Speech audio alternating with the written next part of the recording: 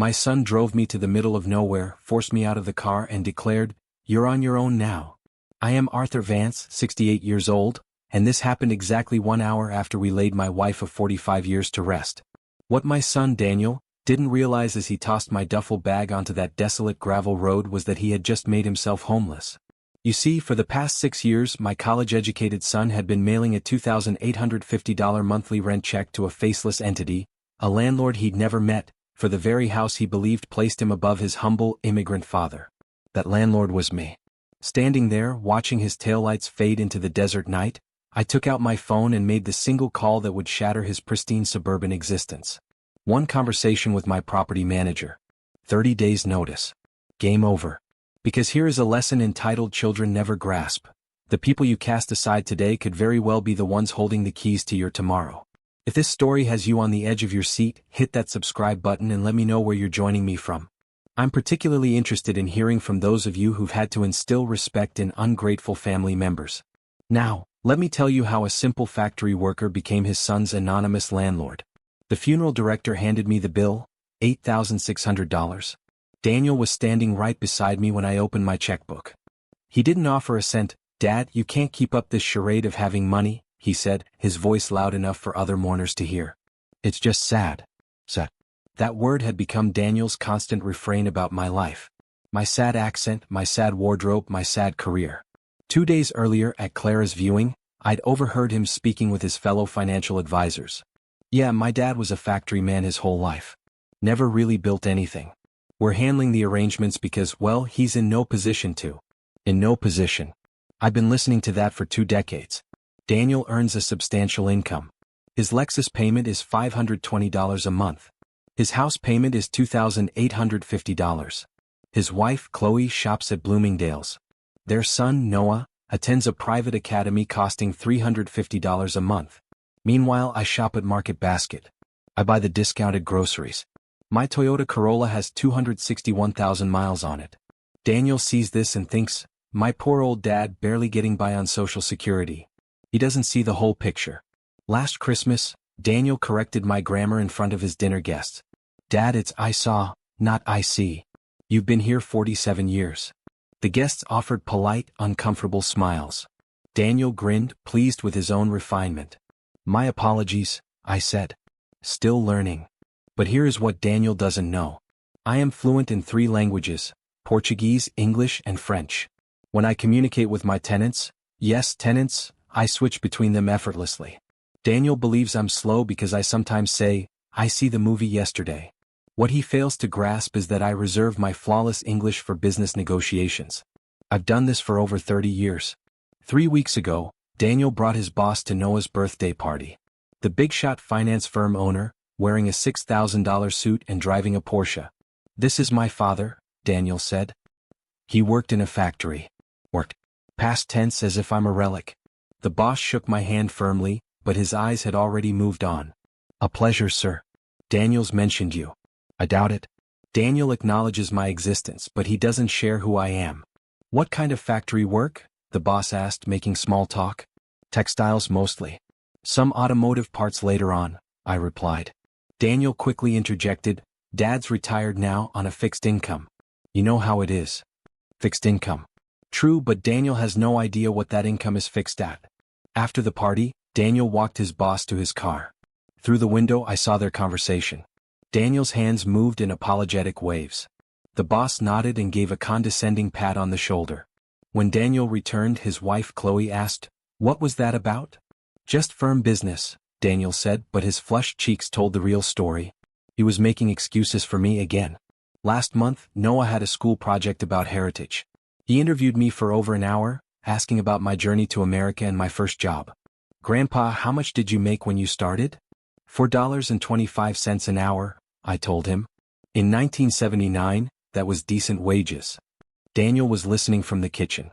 "Noah, don't pester your grandfather with personal questions." But Noah persisted.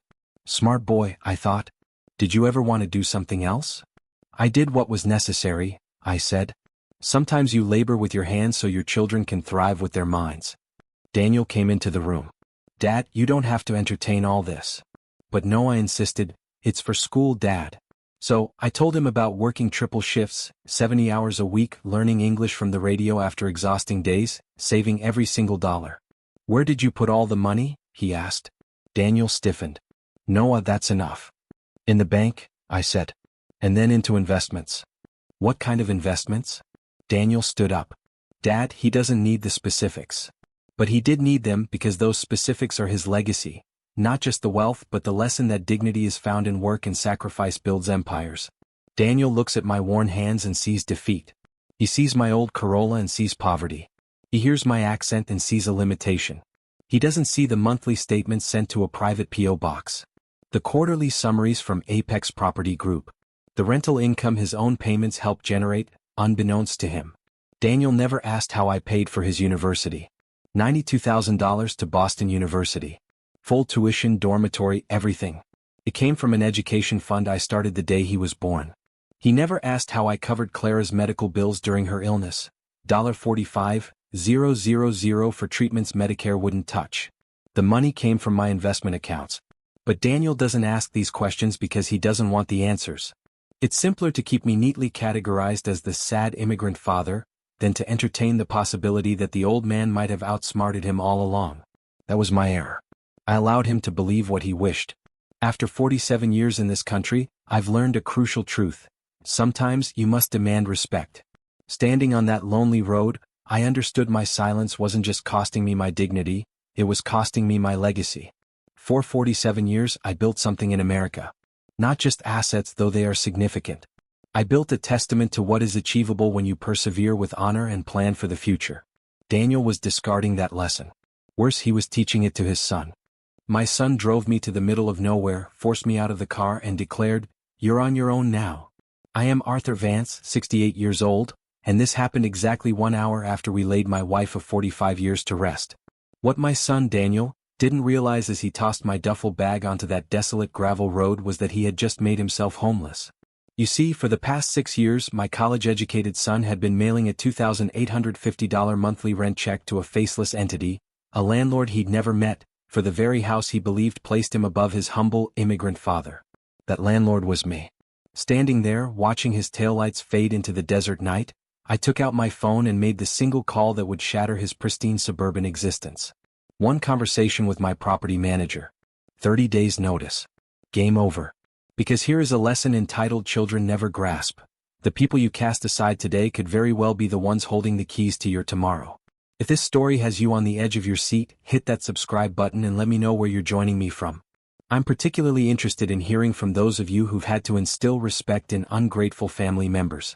Now, let me tell you how a simple factory worker became his son's anonymous landlord. The funeral director handed me the bill, $8,600. Daniel was standing right beside me when I opened my checkbook.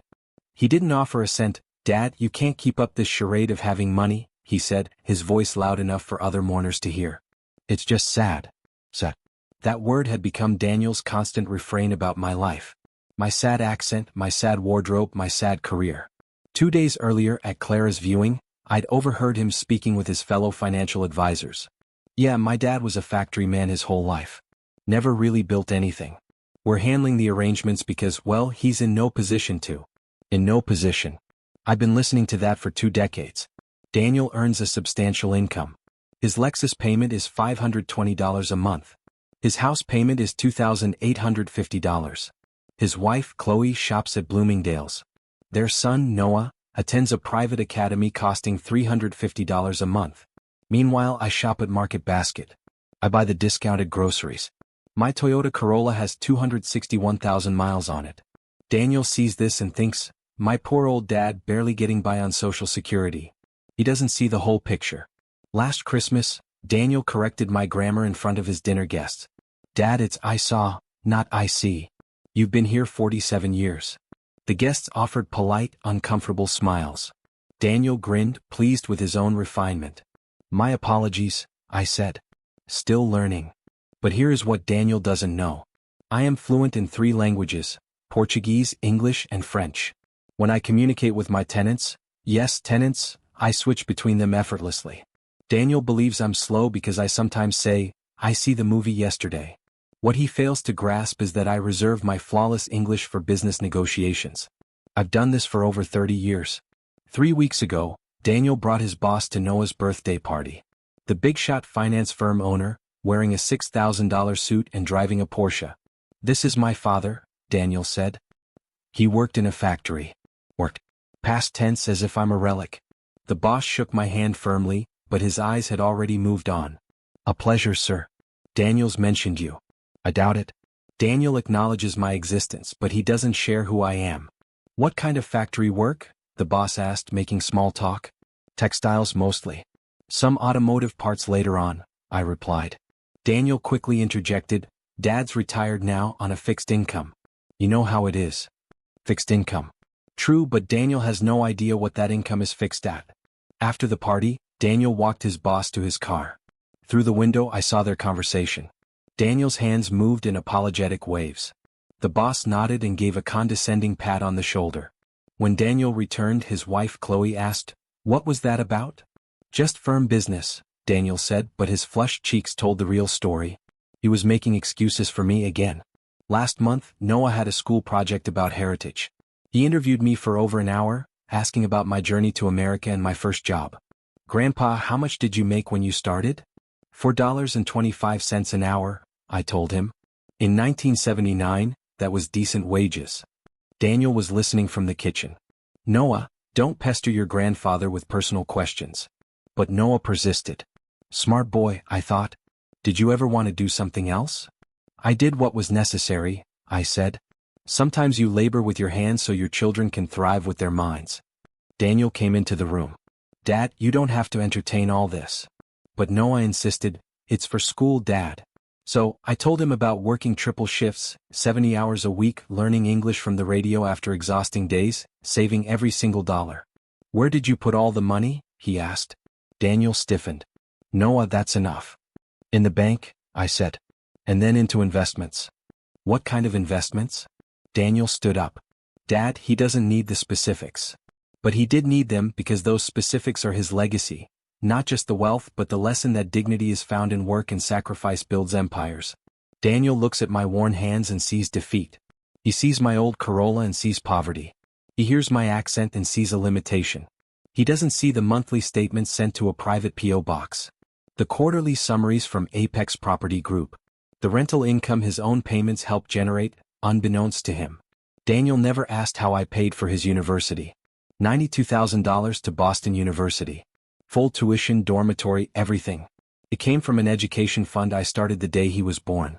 He never asked how I covered Clara's medical bills during her illness. $45,000 for treatments Medicare wouldn't touch. The money came from my investment accounts. But Daniel doesn't ask these questions because he doesn't want the answers. It's simpler to keep me neatly categorized as the sad immigrant father, than to entertain the possibility that the old man might have outsmarted him all along. That was my error. I allowed him to believe what he wished. After 47 years in this country, I've learned a crucial truth. Sometimes you must demand respect. Standing on that lonely road, I understood my silence wasn't just costing me my dignity, it was costing me my legacy. For 47 years I built something in America. Not just assets, though they are significant. I built a testament to what is achievable when you persevere with honor and plan for the future. Daniel was discarding that lesson. Worse, he was teaching it to his son. Like what? What if I told you I am not as financially strained as you presume? Daniel laughed that tired laugh again. "Dad, I've seen your life. I've seen your financial situation." He hadn't, but he was convinced he had. "What if I told you I possess assets you know nothing about?" "Like what?" "Dad, please don't tell me you've been spending your money on get-rich-quick schemes. Because that is the only way Daniel can conceive of his father having wealth." "Not schemes," I said. "Then what?" I looked at the 12 manila folders. 12 properties. Nearly $2 million in equity. A lifetime of labor and foresight. "Perhaps we should have this discussion face to face," I said. "Dad, you're worrying me. Are you feeling all right? Are you confused?" "Confused? Because old immigrants who use coupons must be suffering from dementia if they claim to have resources." "I am perfectly lucid," I said. "But I believe it is time you learned a few truths about your father." "What truths?" "Come over tomorrow. Bring Chloe. Bring Noah. There are some documents I wish to show you." "What documents?" "You will see." I ended the call before Daniel could ask more. Some revelations cannot be delivered over the telephone. The next morning, my property manager, Carlos, called with an issue. Mr. Vance, we have a maintenance request for the Cedar Lane property. The tenant is reporting a problem with the air conditioning. I was in my shed organizing the files. Daniel was due to arrive later to continue our discussion about my future. What seems to be the issue? I asked. Likely a failed compressor. The repair will be approximately $850. The Cedar Lane property. Daniel's house. The one he had been renting from me for 6 years, completely unaware. Schedule the repair, I said. Good tenants deserve a comfortable home. Shall I contact the tenant directly to arrange access? Yes, but use the Apex Property Group letterhead. Keep my name off the paperwork. I had been meticulous about that for 6 years. Daniel paid his rent to Apex Property Group. They managed all maintenance, lease agreements, and correspondence. Daniel never questioned it. Most tenants don't care about the faceless owner behind the management company. They just want a responsive landlord. That afternoon, Daniel arrived as scheduled. He seemed unsettled. Dad, the strangest thing just happened. Our property manager is sending a technician to repair our air conditioner tomorrow. That's good, I replied calmly. A broken unit can be costly. But we didn't request it, he said, confused. Chloe mentioned a strange noise, but we hadn't called it in yet. I kept my expression neutral. Perhaps they have a proactive maintenance schedule. Maybe, he conceded, though he sounded doubtful. He was holding a piece of mail with the Apex Property Group logo. Dad, can I ask you something? Go ahead. Do you know much about real estate investment? The question took me by surprise. What do you mean?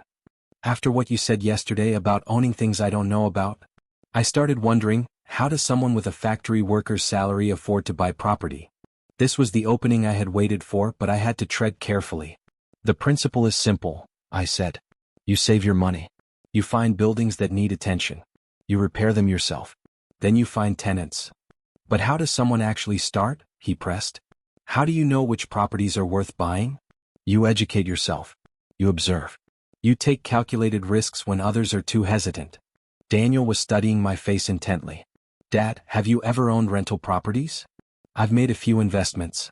What kind of investments? Properties that needed someone to see their potential. How many properties? I looked at my son, 42 years old, finally asking the right questions. More than one. Dad, are you being intentionally unclear? I'm being cautious. Cautious of what? Your reaction. Daniel sat down heavily. What do you think my reaction would be? I think you'd be uncomfortable like always. Uncomfortable with what? With having a father who found success without a business degree. Daniel was quiet for a long moment. Dad, why would I be uncomfortable with your success? Because for 20 years, you've been uncomfortable with what you perceived as my lack of it. I have never been uncomfortable with you. Daniel, you correct my speech at company parties. You make excuses for my career to your partners. You introduce me as someone who worked in a factory, as if it's a chapter 1 closed, not a foundation I built. Daniel's face flushed. Dad, I just want people to see that you're more than your job. But I am not more than my job. That job built everything I am. What do you have? He asked, his voice barely a whisper. I stood and walked to my filing cabinet, retrieving a single, well-worn manila folder. It contained the property records for 112 Cedar Lane. I have this, I said, handing him the deed. Daniel read it slowly. The color drained from his face. Dad, this is my house. Yes. You own my house? Yes. For how long? I purchased it 6 years ago. 2 months before you and Chloe began your lease. Daniel stared at the document, his hands trembling slightly. You've been my landlord all this time, through Apex Property Group. Yes. Why didn't you tell me? Because I wanted to see if you could respect the businessman without knowing he was your father. Daniel looked up from the deed, his eyes wide. And what was your conclusion? You left me on a deserted road. Daniel set the paperwork down with deliberate care.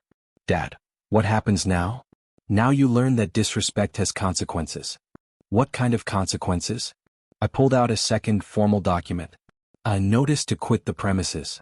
30 days, I stated. Standard procedure. Daniel's hands began to shake. Dad, you can't be serious. I have never been more serious. But we're family. Family doesn't abandon family on lonely roads. The public reckoning occurred at Daniel's workplace, not Noah's school. His finance firm held a quarterly client mixer, a networking event with hors d'oeuvres and professional small talk. Daniel had invited me before, but I'd always declined.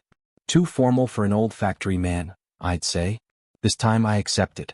The event was at Daniel's office, a modern high-rise. About 40 people in sharp suits discussed market fluctuations and portfolio strategies. Daniel introduced me to a few associates. This is my father, Arthur. He's retired. Retired. Not a successful investor or a savvy developer.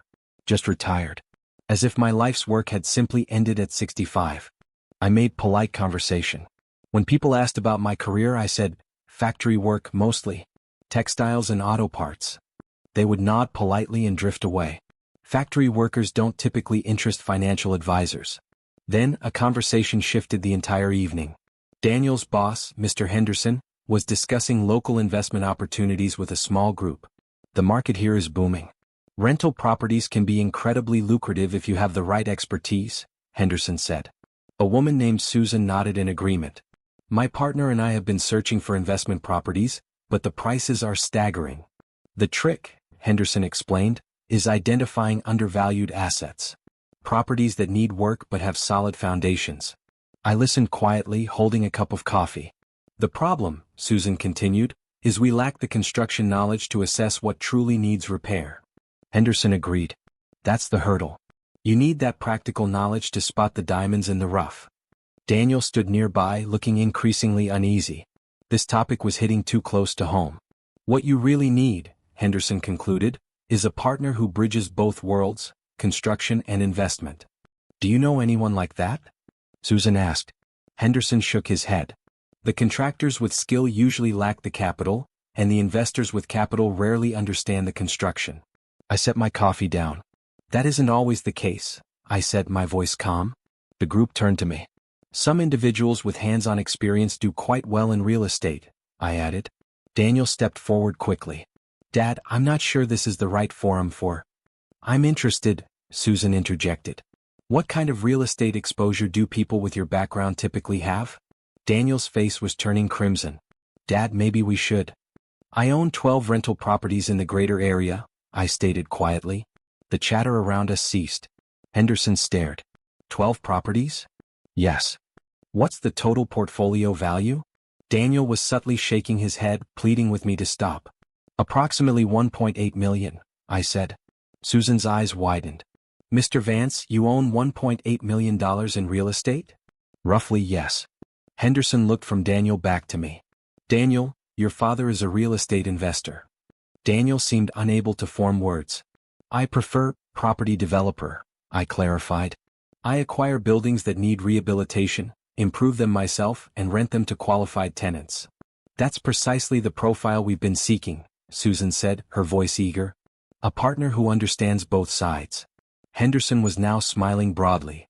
Daniel, why didn't you ever mention your father was in real estate?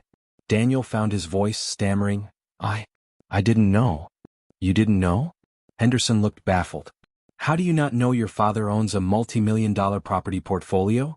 The entire group was now focused on Daniel, awaiting an explanation. He never asked, I said simply. An awkward silence fell over the group. Mr. Vance, Susan said, breaking the silence, would you ever consider collaborating with outside investors on new projects? It depends on the opportunity. We're evaluating a 4-unit building on Ash Street. It needs significant renovation, around $60,000. Daniel moved closer. Dad, you don't have to get into this here. But Henderson was fully engaged now. Mr. Vance, what's your average annual return? It varies by property, but I generally target 16%. That's remarkable, Susan noted. Most traditional investments struggle to match that. Henderson turned to Daniel. Daniel, I had no idea your roots were so entrepreneurial. Daniel's face was flushed deep red. My father has always been modest about his work. Modest? Henderson chuckled. Daniel, your father is exactly the kind of expert our high-net-worth clients want to connect with. For the next half hour, the group asked me detailed questions about market trends, renovation costs, and property management. Daniel stood silently by, watching as his colleagues treated his sad father with a level of respect he'd never witnessed. When the conversation finally drifted, Daniel pulled me aside. Dad, why did you do that? Do what? Tell them about the properties. They asked a question. I provided an answer. But now they think you're successful? I finished for him. I am. But you don't present yourself as successful. What does successful look like, Daniel? He gestured around the lavish office. This. Quality suits, luxury cars, a professional demeanor. Daniel, I likely own more tangible assets than everyone in this room combined. But you dress like a factory worker. I am a factory worker. A highly successful one. Daniel shook his head in frustration. Dad, perception is important in business. Results are more important. Mr. Henderson approached us again. Arthur, before you leave, may I have your contact information? I have several clients who would be very interested in speaking with you. I handed him my business card. Apex Property Group. Arthur Vansetti, Principal. Henderson read it carefully. Arthur Vansetti. My legal name. Arthur Vance, is simpler for daily life. Daniel stared at the card. Dad, you have business cards? I run a business. Henderson studied the card. Mr. Vansetti, this appears to be a very professional operation. He then looked at Daniel. You never mentioned your father was a principal in a property group. Daniel looked from me to Henderson. I'm learning many new things about my father recently. Well, Henderson said, I hope you're proud of him. Daniel was quiet for a beat. Yes, he said finally. But his tone didn't convey pride, it conveyed utter confusion. That night Daniel called me. Dad, we need to talk. About what? The eviction notice. What about it? I showed it to Chloe. She thinks you're not bluffing. I am not bluffing. Dad, where are we supposed to go? That is your problem to solve. But what if we can't find a suitable place in time? Daniel, you are a college-educated professional. Find a solution. Dad, please. I'm asking for your help. You're asking for help now. Where was that consideration when you left me on that desert road? Daniel was silent. Dad, I made a terrible mistake. Yes, you did. How do I fix it? You start by treating your father with basic respect. How do I do that? You figure that out too. The deputy sheriff arrived at Daniel's office at 3:15 p.m. on a Wednesday.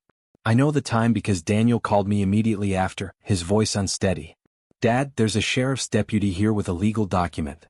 I was in my shed, finally organizing the complete history of my investments. What kind of document? It says, notice to quit the premises. Dad, what does this mean? It means you have 30 days to vacate the property. Silence on the line. Vacate what? Your house. Dad, this isn't funny. I pay my rent. I'm never late. You're correct. You have been a model tenant. Tenant? Dad, what are you talking about? Daniel, who do you write your rent checks to? Apex Property Group. But what does that have to do with? I own Apex Property Group. Another silence, longer and heavier this time. That's impossible, Daniel finally whispered. Deputy Miller is holding the notice. Ask him who filed it. I heard Daniel's muffled voice, then the deputy's clear response. Apex Property Group, acting on behalf of the property owner, Arthur Vansetti. Dad, Daniel said, his voice strained. Who is Arthur Vansetti? That is my legal name. Arthur Vance is for simplicity. Daniel's voice rose in pitch. Dad, this is insane. You can't evict us. We're your family. I am evicting tenants who abandoned their father on a desert road. Now he understood. This is about the funeral, he said, his voice hollow. This is about respect. Through the phone, I could hear the murmur of Daniel's colleagues, his boss asking what was happening, the deputy explaining the legal process. Dad, you're humiliating me at my job. Humiliating. That word again. Daniel, you have 30 days to secure new housing. But where will we go? I have other units available. You'd rent to us? $975 a month for a 2-bedroom. Daniel was breathing heavily now. $975? Dad, we're paying $2,850 now. That was a family discount for a son who showed his father respect. I heard his boss in the background. Daniel, is there a problem here? Yes, Daniel said, his voice cracking. There's a problem. The deputy spoke again. Sir, I need to complete service. Do you accept this notice on behalf of all residents at 112 Cedar Lane? Wait, Daniel said. I need to call my attorney. You can call anyone you need, sir, the deputy replied. But I am legally required to serve this notice. Daniel came back to the phone. Dad, you're truly doing this. You're actually evicting us. I am reclaiming my property from a disrespectful tenant. But we're family. Family doesn't leave family on deserted roads. Daniel's voice broke. Dad, I was grieving. Mom had just died. I wasn't thinking straight. You were thinking clearly enough to call me a burden. I didn't mean it. You have meant it for 20 years. His boss's voice cut through again. Daniel, my office. Now. Dad, I could lose my job over this. You are also losing your home. Dad, please. I'm sorry. I am truly deeply sorry. Sorry because you are facing consequences? Or sorry because you hurt your father? That's not fair. Daniel, when was the last time you asked how I was coping? Not financially but emotionally? When did you last ask how I felt about losing your mother? Silence. When did you last ask what I needed or what I wanted for my future? More silence. You never asked because you never truly saw me. I was just the embarrassing immigrant father who needed to be managed. Dad, that's not. It is the truth. For 20 years you were ashamed of me. Now you can learn what it feels like to need help from the very person you look down upon. Daniel was crying now. I could hear the tears in his voice. Dad, where are we supposed to go? Find a solution. You're college educated. Dad, please. I have a family. Noah's in school. Chloe is pregnant. Pregnant. This was news to me. Congratulations, I said. Another grandchild to be taught that their grandfather is an embarrassment. Dad, don't do this, I'm begging you. I'll do anything. Anything. Yes, anything. Then prove you respect me. How? Apply for one of my rental units like any other prospective tenant. You'd actually make me apply? Credit check, income verification, rental history. The standard process. Dad, this is degrading. Now you understand how I felt on that road. Daniel was quiet for a long moment. Dad, what if you deny my application? Then you will find other accommodations. And if you approve it? Then you will be my tenant with all the responsibilities that entails. What responsibilities? Paying rent on the first of the month, maintaining the property and treating your landlord with respect. Daniel understood. You want me to respect you as my landlord? I want you to respect me as your father. But we will start with the landlord. Dad, this is really happening. It is. And there is nothing you can do to change my mind. You can fill out a rental application. Where do I get one? Contact Apex Property Group. Ask for Carlos. Dad, okay. I'm sorry. I am genuinely sorry. Sorry is a beginning, I said. Respect is the goal. How do I show you respect? You determine that. You're college educated. Daniel did not hire a lawyer. Instead, he came to my house. It was a Friday evening. I was in my shed organizing tenant files. Daniel knocked on the side door. Dad, can we talk? I looked up from my paperwork. What about? The eviction. What about it? Daniel stepped into the shed. His eyes scanned the filing cabinets, the neatly kept rent rolls, the property management manuals. Dad, this is a real enterprise. Yes. You've been building this for decades. Yes. Daniel picked up a tenant file at random. Ms. Gutierrez, Willow Creek Apartments, Unit 2B. Rent $895. Lease expires November 2025. She's a good tenant. Always pays by the 25th of the month. Daniel set the file down. Dad, I completed the rental application. Good. Carlos from Apex interviewed me this morning. How did it proceed? He requested professional references. I gave him Mr. Henderson and two of my long-term clients. Strong references? I believe so. Henderson told him I was diligent and trustworthy. Daniel was quiet for a moment. Dad, Carlos doesn't know I'm your son. No. Why not? Because I required your application to be evaluated on its own merits. What if he denies me? Then you secure alternative housing. Daniel nodded slowly. Dad, he asked why I was moving. What did you tell him? The truth. That my landlord was terminating my lease due to personal differences. What was his response? He said landlord-tenant disputes occur, but he needed assurance I wouldn't bring conflict to the new property. And what did you say? I told him I would be the most respectful and responsible tenant on his roster. Daniel walked over to my workbench, tools arranged by function, hardware in meticulously labeled bins, a place for everything. Dad, I never appreciated how systematic you are. Systematic planning is how you construct something that endures. Is that the secret to your success in real estate? It is one of them. Daniel picked up a tape measure. Dad, can I ask you something? Go ahead. Why didn't you ever offer to teach me about property investment? You displayed no interest. I was interested. I just didn't recognize the opportunity. Daniel, you pursued business school specifically to avoid manual labor. Do you recall? Daniel set the tape measure down. I said that. I told you that working with your hands was for people without other options. You repeated that sentiment to me on several occasions. Daniel was quiet. Dad, I was a fool. Yes, you were. Can you find it in your heart to forgive me? Daniel, forgiveness is not the central issue. Respect is. How do I earn your respect back? You begin by proving yourself to be a good tenant. Daniel let out a short, hollow laugh. Dad, this is unbelievable. I'm asking my father how to be a good tenant in a building he owns. Yes. And it is also just. How is this just? Because I never felt respected by you as my son. Perhaps learning to respect me as your landlord is the necessary first step. It was the first truly perceptive thing Daniel had said in years. Carlos said he'd have a decision by Thursday, Daniel continued. Good. Dad. What if he approves it?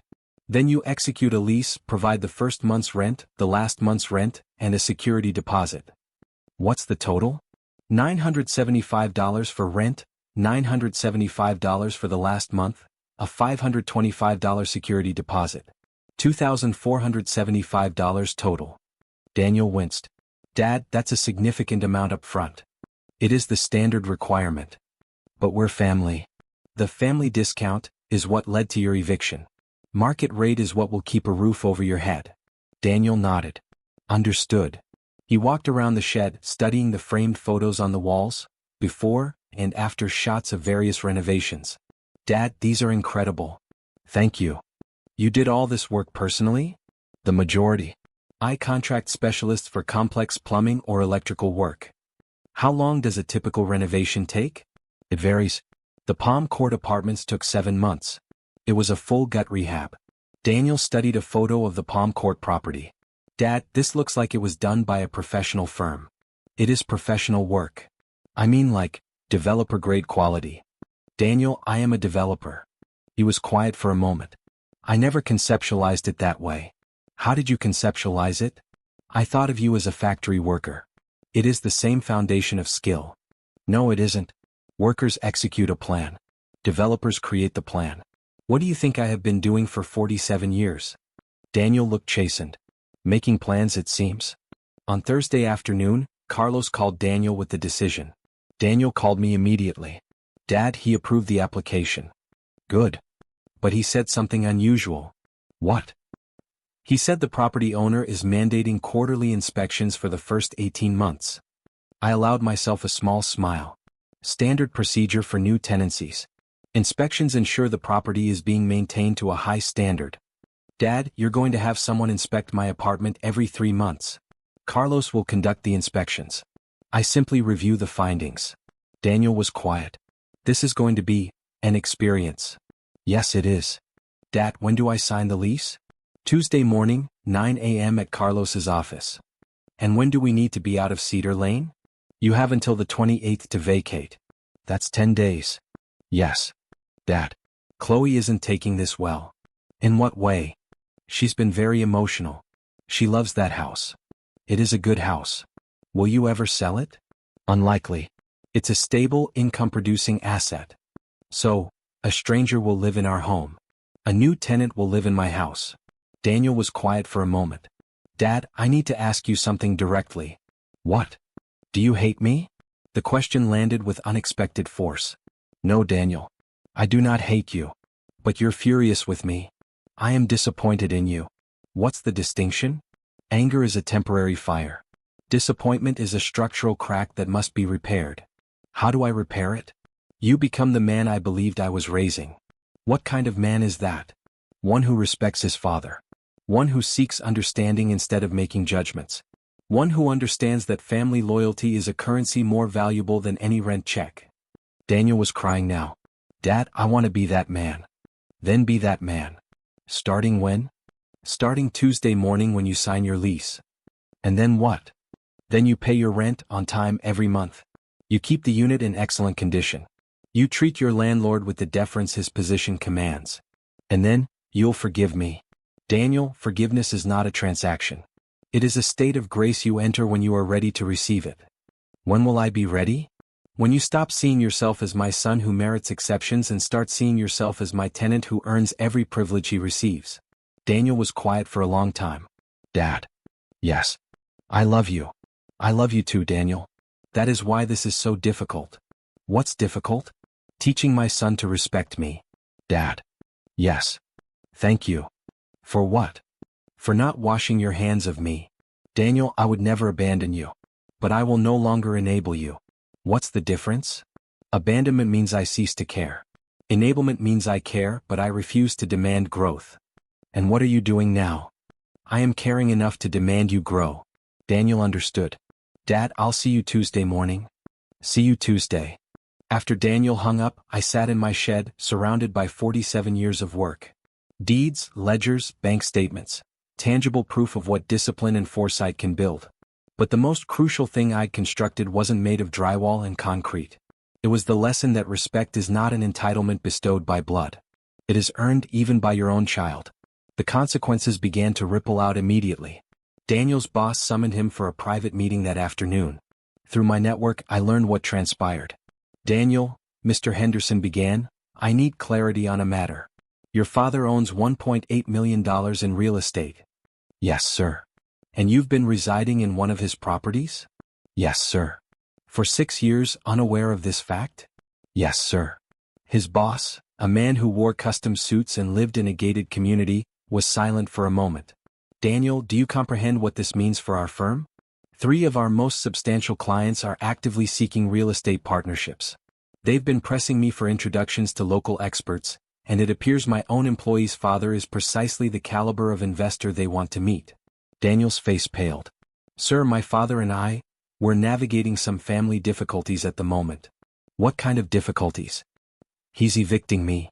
Henderson stared. Your father is evicting you? Yes, sir. Daniel, what did you do? The question hung in the air. Not what happened, but what did you do? Because Henderson, like any rational person, immediately discerned where the fault lay. I was disrespectful, Daniel said quietly. To what degree? I left him stranded on a remote road an hour after my mother's funeral. Henderson's jaw tightened. You what? I was grieving. I wasn't thinking straight.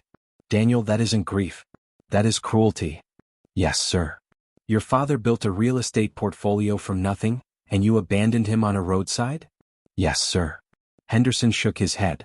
Daniel, you need to rectify this. Immediately. I am trying, sir. Try harder.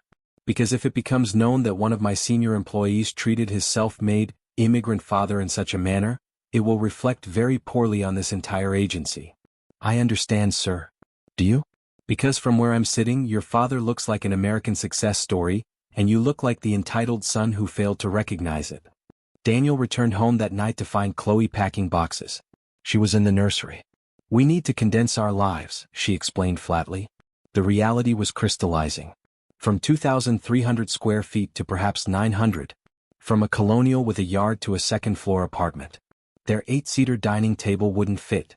The oversized sectional sofa was impossible. Their daughter Lily's play area would be reduced to a corner of the living room. What about my home office?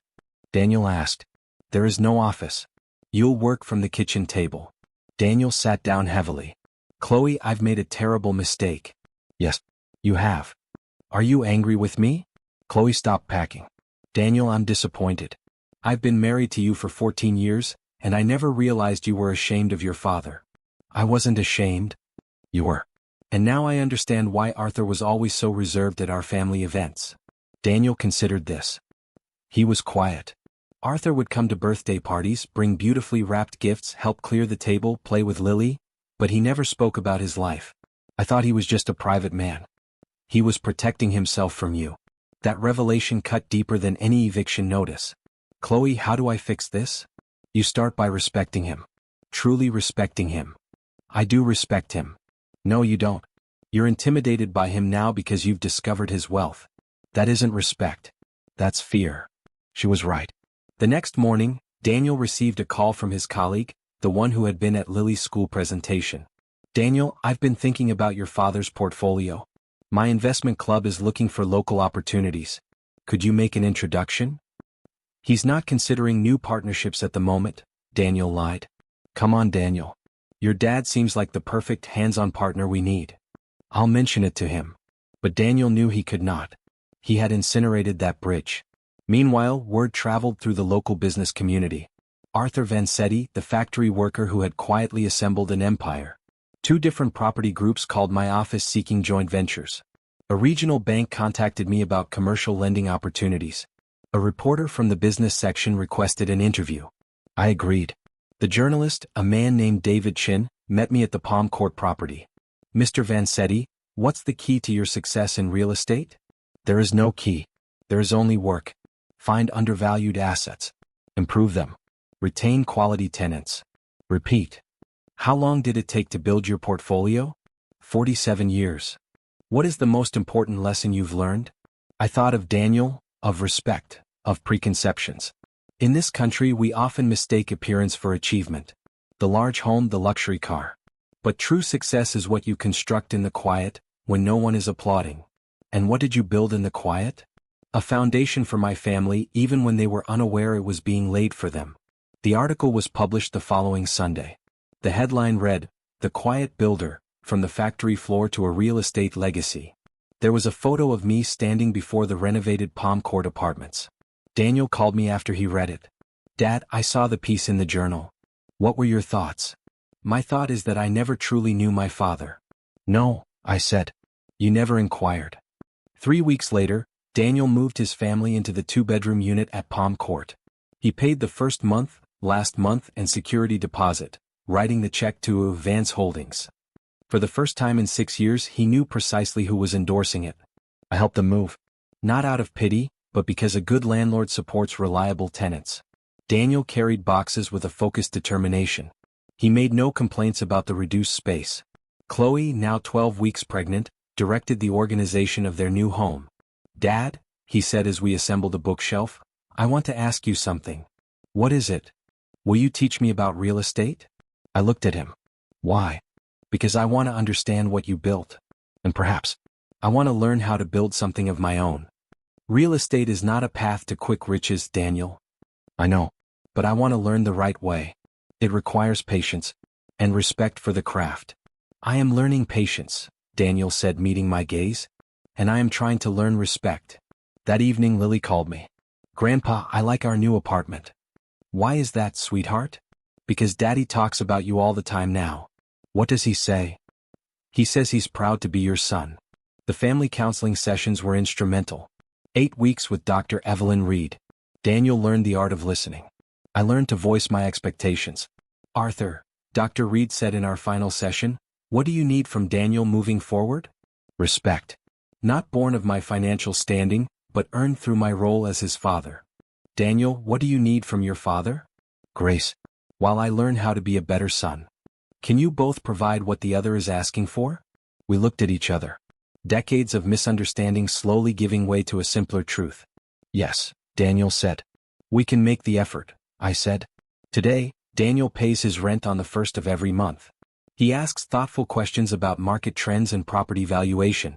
More importantly, he asks how I'm doing, if I'm sleeping well, if I need anything from the store. The American dream is not merely the accumulation of wealth. It is the construction of relationships that honor the struggle it took to get here. My son is finally learning that lesson. If you followed this story, let me know where you're watching from. And always remember, respect is not an inheritance. It is built, day by day, with intention and action.